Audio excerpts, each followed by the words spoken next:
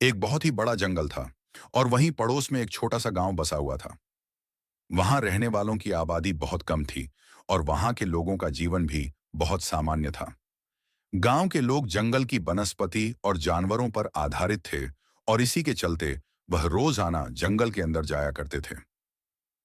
दरअसल जंगल जाना तो इन लोगों के लिए आम बात थी। एक बार एक औरत अपने छोटे से बच्चे के साथ जंगल चली जाती है। वहीं जंगल के अंदर एक नदी से मछलियां पकड़ने के लिए वह छोटा सा जाल लगाती है और अपने बच्चे को नदी से थोड़ा दूर एक पत्थर पर बैठा देती है। बच्चे की उम्र सिर्फ 5 वर्ष होती है, इसलिए वह औरत अपने बच्चे को नदी से दूर रखती है। बच्चा माँ को मछलियां पकड़ते देख बहुत खुश होता है। तभी बच्चे के पीछे एक अजीब आकृति का जीव आकर खड़ा हो जाता है और उसकी आहट पाकर बच्चा धीरे से पीछे पलट कर देखता है और अचानक वह दहशत से उस पत्थर से नीचे गिर जाता है। पत्थर की ऊंचाई कम थी, इसलिए उसे चोट तो नहीं लगती, लेकिन उसकी माँ उसे ऐसी हालत में देख चिल्लाकर दौड़ पड़ती है और माँ के तेज स्वर से बिना उस औरत की नजर में आए वह आकृति वहां से ओझल हो जाती है। बच्चा अपनी माँ को अपने डर की वजह बताने का प्रयास करता है, लेकिन वह छोटा है, इसलिए माँ को ढंग से समझा नहीं पा रहा था कि उसने क्या देखा।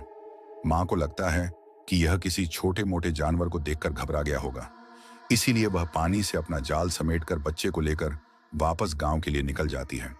और जैसे ही बच्चे के साथ गांव की सीमा में प्रवेश करती है, उसकी नजर सरकारी छावनी पर पड़ती है और वह उसके पास जाकर वन विभाग के अधिकारी से पूछती है, यहाँ ये छावनी क्यों बनाई गई है? तभी अधिकारी जवाब देते हुए कहते हैं, हमें कुछ जीव वैज्ञानिकों से सूचना मिली है कि इस जंगल में वनमानुष होने के सबूत मिले हैं और उसी को पकड़ने के लिए यह छावनी बनाई गई है। अधिकारी उस औरत को दोबारा उस जंगल के अंदर अकेले न जाने की हिदायत भी देता है। इन दोनों की बातें हो ही रही होती हैं कि अचानक दो व्यक्ति जंगल से लहूलुहान होकर भागते हुए आते दिखाई देते हैं। लेकिन ताज्जुब की बात तो यह है कि उन दोनों में से एक व्यक्ति का एक हाथ कटा हुआ दिखाई देता है। यह मंजर देखने में खौफनाक दिखाई दे रहा था।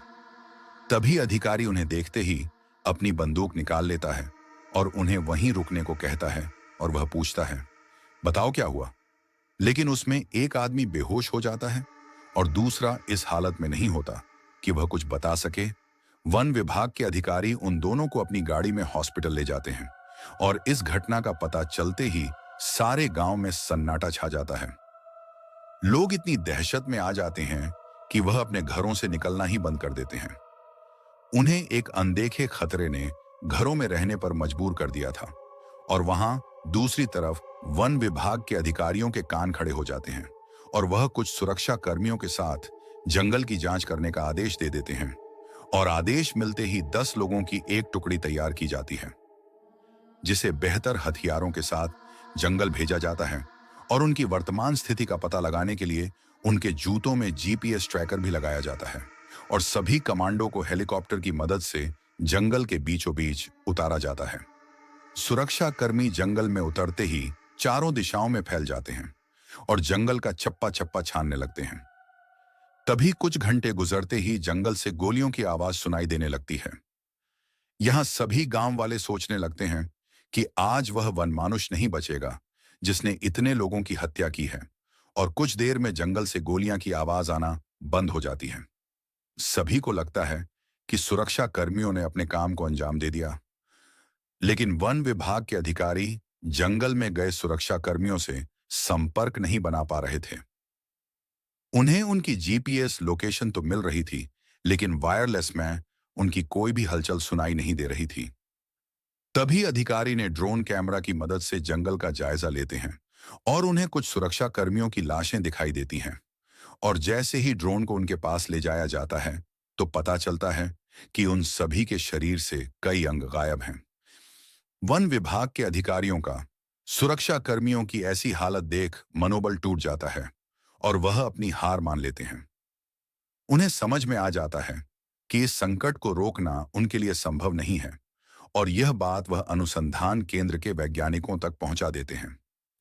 अनुसंधान केंद्र में एक वैज्ञानिक कई वर्षों से ऐसे जीवों पर शोध कर रहा होता है और वह उन्हें काबू में करने के लिए एक केमिकल बनाने में कामयाब हो जाता है और अपनी टीम के साथ उस जंगल में पहुंच जाता है।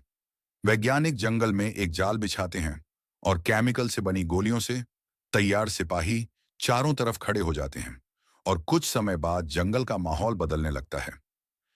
वनमानुष की जोरदार आवाज से सभी घबरा जाते हैं और अंधाधुंध गोलियां चलाना शुरू कर देते हैं और देखते ही देखते उनकी गोलियां खत्म हो जाती हैं और अगले ही पल वह वनमानुष इन सभी के सामने आकर खड़ा हो जाता है और मौत का तांडव मचा देता है।